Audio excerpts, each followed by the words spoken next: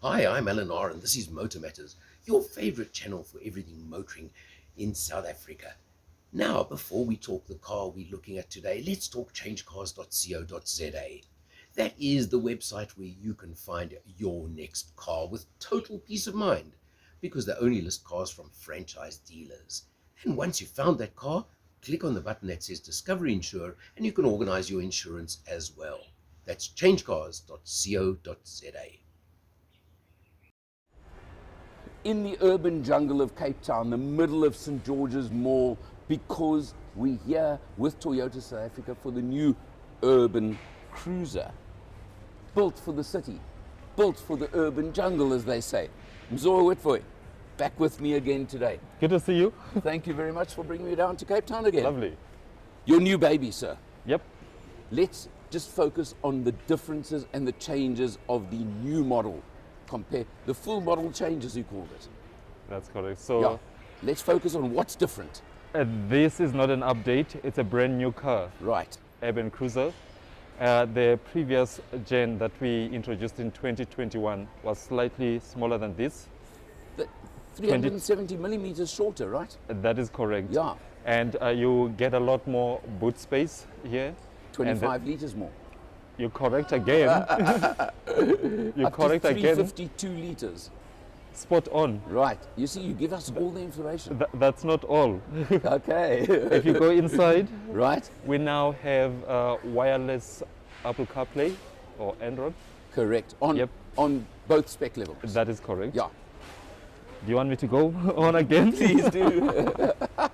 The design, I mean, this Right. this is slick. It looks very modern. It's aggressive, and you can see what I like is the headlamps. Different. These are the headlamps. These are the LEDs, Right. and you don't get this in on many cars. And if you come around, you now have a 17-inch wheel, black alloy. Okay. It's lovely, right? Okay. Just to mention that because you got XS and XR That spec is levels, correct. right. This is the X. Top yeah. level. So Mhm. the XS gets steel wheels in the 17-inch. 16.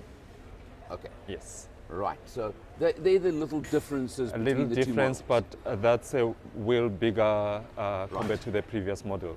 So Correct, that's the for big thing, yeah. better, right, That's the quality very as big well. fact. Mm. Now, the other thing we're going to just have a look over here is making the car that much longer. You jump in and show how much space there is because you're a lot taller I'm quite than tall, 16-inch. I am. You're a lot taller than me, that's the point. Okay? Yeah. So just show the room in the back seat there. And that seat is set very far back. There's still pretty good room over here. Yep. It's nice. You got lots of space for a guy your size. That's what counts. So 4 adults, very comfortable long trip. That's not all. So we also have a headrest for the middle seat, which we didn't have in the previous model. And you've also got that lovely armrest with cup holders in the center. Yes. There are only 4 passengers. Cup holders in the Right, center. okay. Yeah. The rear, you've squared it off quite a bit more. So Very it interesting ends tail off abruptly, as you can see. Right. We talked about the boot space, Yes, we have. quite bigger. Mm. Much bigger, 350 litre, and you can drop the rear seats, of course, 60-40. Yep. Mzol, looking good. Let's have a quick look inside. Super.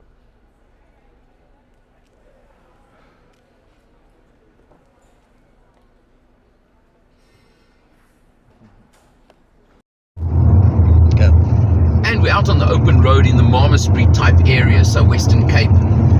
And Laurie Smith, my buddy from Ride and Drive, is behind the camera. How's it, Laurie?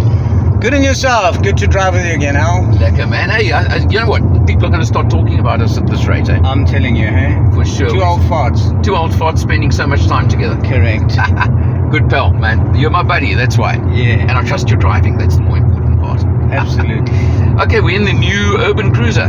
Correct. From the Toyota, yeah. Toyota Urban Cruiser. Correct. And this is the XR spec, eh? The upper spec version. Upper spec, but it's the manual version. Yeah. 5-speed manual. Which is a bit of an odd one. Let's be honest. Yeah. everybody these days prefers a 6-speed manual. Well, you do notice it when you are cruising on the highway. Correct. It revs a bit higher than I think you and I like, eh? Correct. Yeah, maybe youngsters want to rev the out of an engine. Yes. At 120, you're doing like 3,500 revs or something like that. But you know what? This is an unburstable engine. It's not going to harm the engine. No. It's just we're not used to it, kind of thing. Correct, but it has got the other derivative. It's got the auto version, which we're going to drive in a while. The next leg of this driving. But I've got to say, look, it's comfortable. It's smooth. Yeah. It's one of those things, and one of those cars. What it says on the tin is exactly what it delivers. Yeah. That I've picked up almost immediately.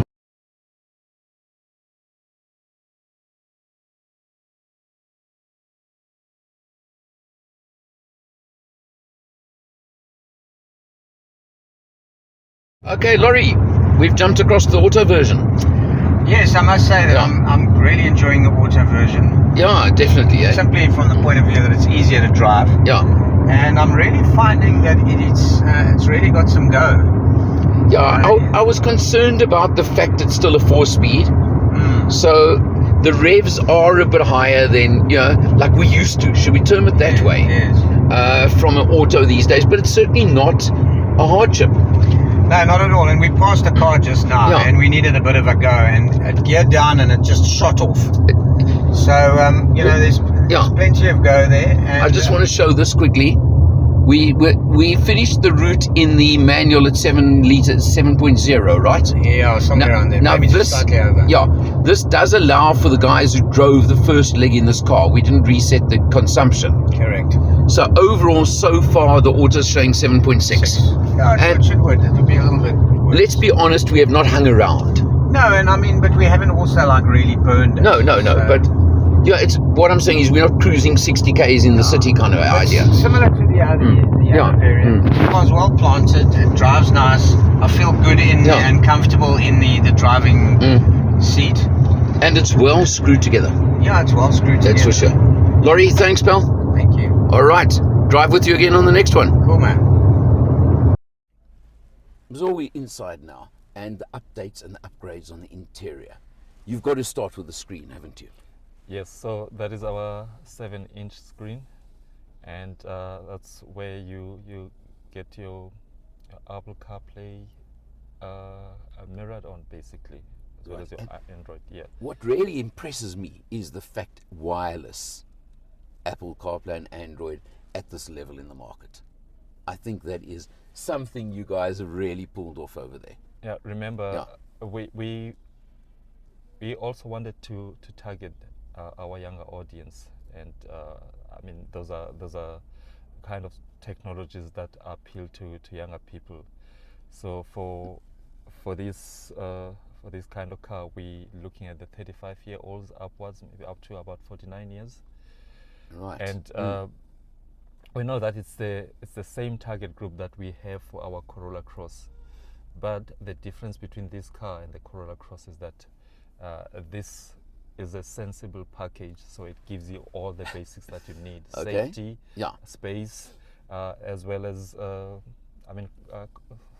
stuff like the Android CarPlay and the electrically folding mirrors. Okay, now you mentioned safety, because I always focus on safety. So across the range, both models, you've got VSC and HSA. Okay, hill start assist. So you've That's got, so it's skid control and hill start assist are standard, which really up the game on the safety side, right? Yeah.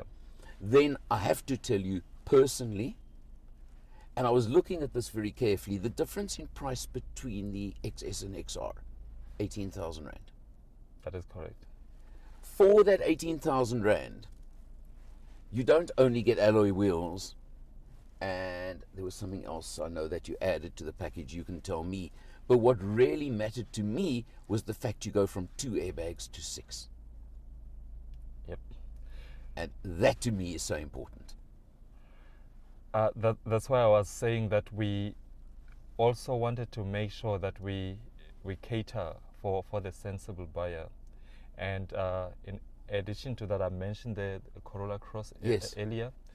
We wanted to ensure that there's a significant price difference between this car Right. and the Cross, so that we do not have this model encroaching closer to the Corolla Cross territory. Fully So agree, We, yeah. we want this to be to be our entry gate, basically, to the SUV life, so to speak. Which I think you've absolutely succeeded. There is no doubt in my mind. The other thing just we haven't even touched on yet. It's the same 1.5 litre four-cylinder petrol engine, 77 kilowatts, and the Newton meters 153, I think it is, am I right? Yes. Okay, so you've got that 5-speed manual or 4-speed automatic. Right? I want to know, and I hope you can tell me something here. I got the impression on the road, particularly in the auto, you've adjusted the gearing a little bit, because on the previous generation model, in both versions, and particularly in the auto, I found it revved extremely high at freeway speeds. You are not wrong, but I wouldn't have all the numbers that you need for that. Right. I'm going to share with you the specification sheet in the course of the day. But they have done something.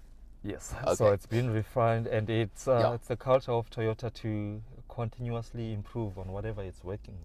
Whatever is working. And what I didn't mention earlier, which is quite important, is that we also improved our a service plan. Yes. So it used to be 45,000 kilometers. It's now gone about to 3 years. 60 and 4 correct. services. Correct. Yes. So it's a 1/3 increase on that, Yeah. if you want to look at it that way, which is a big increase. But just touching back on that gearing situation, the bottom line is, I know what you're saying, and I'm not a technical guy, Yeah. but the point being, I noticed it on the road. Now, to me, that says enough. If it's noticeable to me, hopefully it's noticeable to a lot of other buyers or people who are test driving this car, and I think that could swing their decision. I hope so. Yeah. Yeah. Last thing, price. You've mentioned it already. So with this model, we're starting at about, I'd say, just a few hundreds shy of 330. Right. Sorry for the entry. That is the XS. Okay, then manual. the XR manual. XR manual, it goes to about 347, if I'm correct. Yeah. To be correct. Okay, that's Yeah. And then 369, I think it is for the auto. You are right. Yeah. So You're right. in today's world, in today's money, value for money, affordable. And I have to use those words, in today's world. It certainly is. I hope that our customers would find this offering very, very appealing. You know, the previous one was successful. I see this one being more successful. Stay positive as well. Definitely. Yeah. Zo, thank you so much. Thanks, Alan. And as I said the last time, for Motor Matters, he's himself Witboy. I'm Alan R. See you next time.